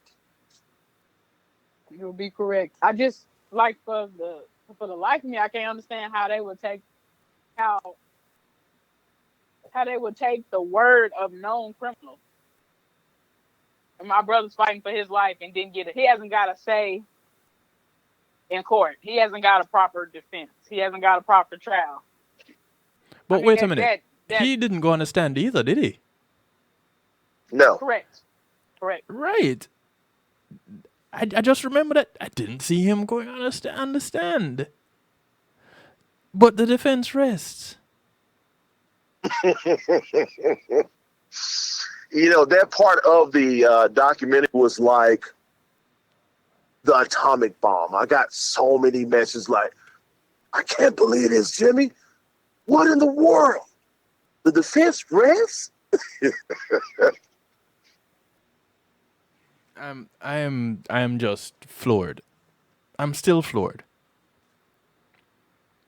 I don't get it. And if I don't get it, and I up until this point, because now I feel like I'm actually connected to the family, having spoken to Antoinette and to you, Jimmy, I now feel a direct connection.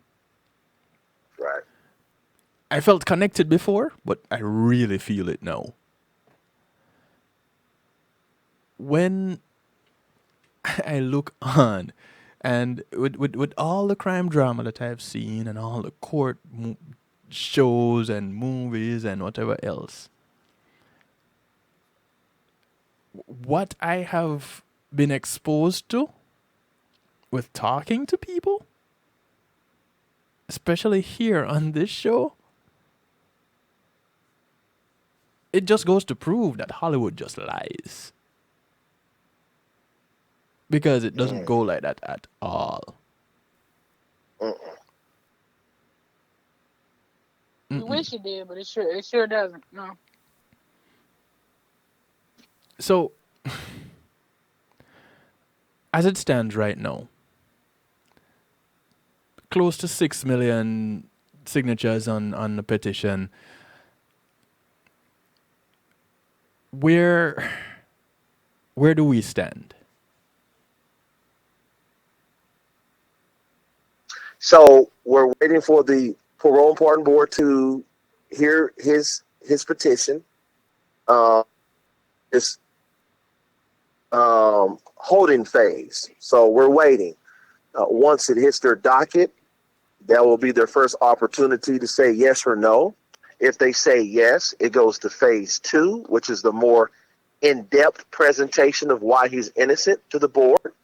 Then they'll make a decision. If they say yes to that, then it goes to our Governor Stitt, who's our governor of Oklahoma, and then he has the last signature, whether he wants to approve the board's recommendation for his release or deny it. Okay, so let's say he gets released. What can be done to clear his name? And I guess I don't know where compensation is going to come from, how that is going to go. That's another uphill battle. But to clear his name, how that's Yeah, with another fight. talking with Dale, it is. With our attorney, once it gets released, we'll go the pardon route, which eliminates the conviction from his record. So that's a whole different animal, once it gets out. Yeah, because there's a lot of people on that side of the puppet show that we got to go through as well. Right, there's cases like Laquanda Faye Jacobs, who she as a teenager was arrested and thrown in prison. She didn't even know what the crime was. Wow. Then was released because she couldn't have been given a life sentence being convicted as a minor.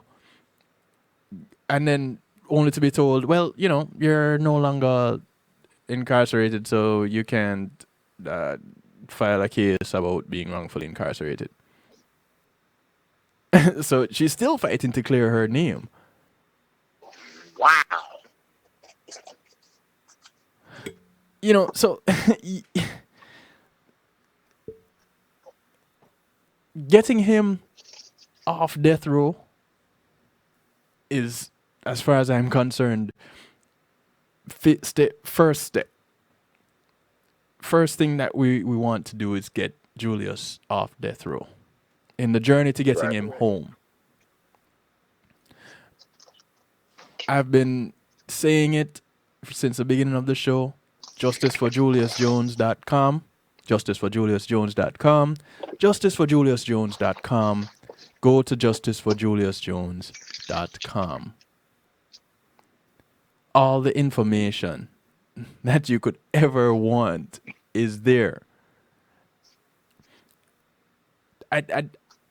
There may have been one or two things that you heard here tonight that you won't find there. But JusticeForJuliusJones.com. Access to the documentary is there. Access to the petition is there. What am I missing, guys? Answer that. You can go ahead. I apologize. I was drinking something. No drinking on the job. What's wrong with you? Said, I got thirsty. I've been walking a little bit before. But yeah. So we're asking people to handwrite, not only print off on the website the template letter on the website, but we're asking people to handwrite heartfelt letters in support of Julius's commutation application that's before the Pardon and Parole Board. We are also asking them to keep sharing his story on the social media platforms that we have, which is Facebook, Instagram, and Twitter. Right. And then there's people. There are a lot of young people who have made videos on TikTok, in support of Julius as well, and that's nice. Excuse me, that's been very touching. And we're asking people to continue to talk about Julius's case. You can also watch the 3-part documentary, like you stated earlier in the show. You can watch the 3-part series on his website. We're asking people to. You can also watch it on Investigation Discovery Channel, I believe. Still, we're asking people to, if they want to purchase merchandise that say "Justice for Julius" or "I stand with Julius" or "I am Julius," and also when you purchase the merchandise, please use the hashtags Justice FOR for Julius or Justice 4 Julius, so that we can see the support.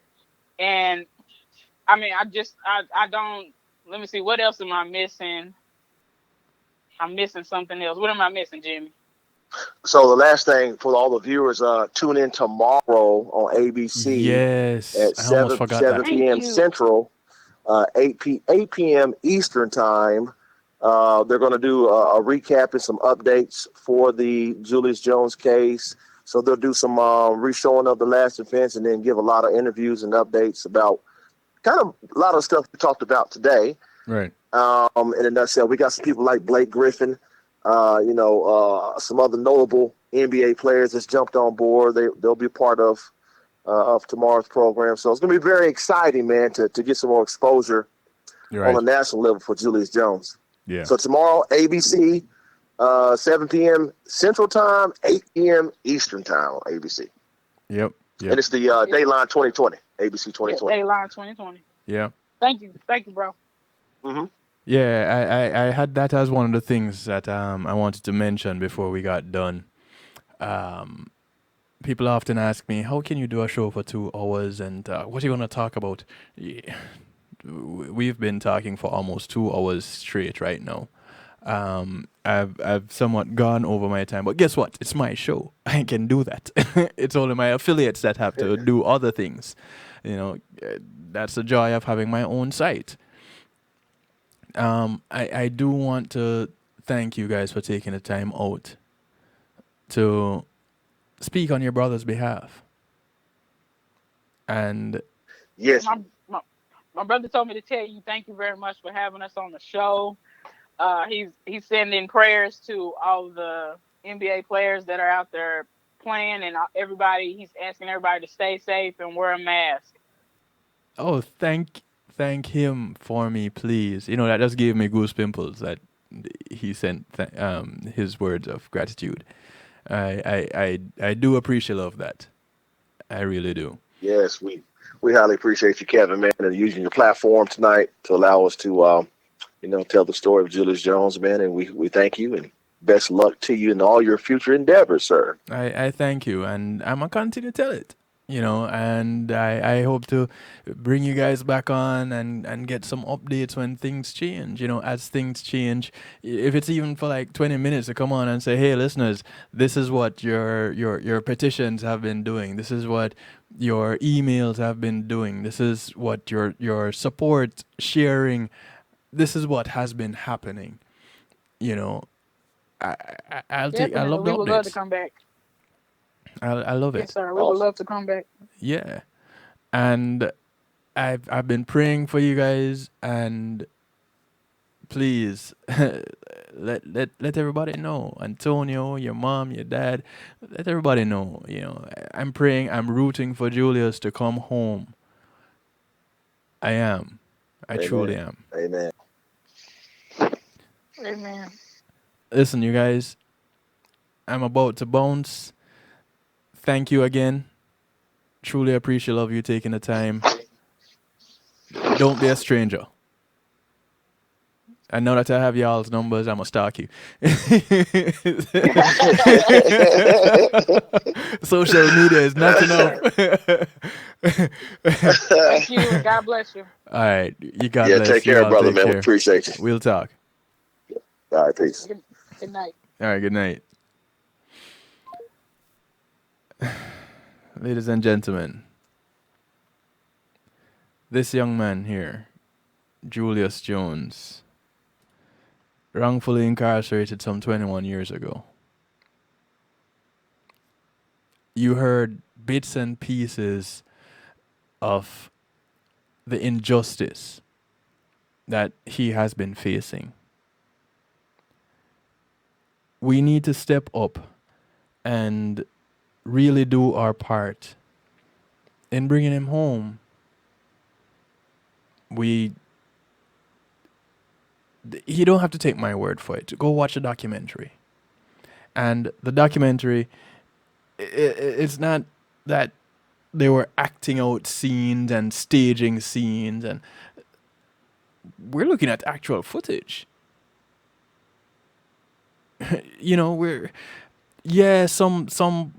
Some parts of it are reenacted, some things were reenacted, but come on, the story remains true. And Oklahoma, as is the case with many other jurisdictions, they need to do better. They really do. And I am doing my part as best as I can to raise awareness and spread awareness. I need you guys to join me. And a share on your social media platform isn't going to hurt you. Just share. Just share something. Whether it is Justice for Julius, the image, an article. To say I stand with Julius, hashtag Justice for Julius, whether you want to use the number 4 or you want to say Justice for, F-O-R, Justice for Julius. Put something out there so that we can bring Julius home. It's been past due time for him to come home. Everybody else, it's not that in the prison system they could not videotape inmates, but Julius could not be videotaped. Watch the documentary, you'll see it. Go to the website. You don't have to be afraid. Nobody can bite you. Nobody's gonna bite you. JusticeForJuliusJones.com. JusticeForJuliusJones.com. JusticeForJuliusJones.com. Go to the site. Show your support. Please. Show your support. I gotta get out of here. Until tomorrow, where we come back and we do healthy love. You take care.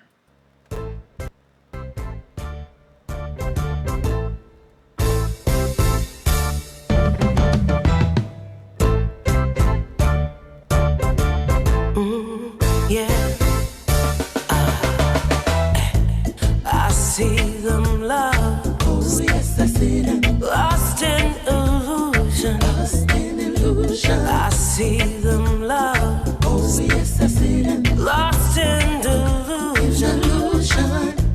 And now they reside in the state of confusion. Why is it that my race remains poor? My race sitting on the jail floors. My race fighting to knock down doors. Same race they stole from across the shore. My race that built this great nation. Still trapped on my plantation. I see them love. Oh yes, I see them. Lost in illusion. Lost in illusion. I see them love. Oh yes, I see them. Lost in delusion. And now they reside in a state of confusion. Rwanda, Haiti, down in Darfur, Jamaica, they're crying out for murder, hunger. Why can't we come together and help one another? It only takes but one to start a revolution. Please don't play into the illusion.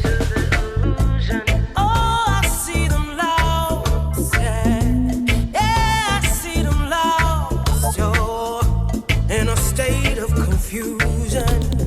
Greetings and salutations, one and all. You're invited to tune in to the Night Shift with DJ Kevin Stew.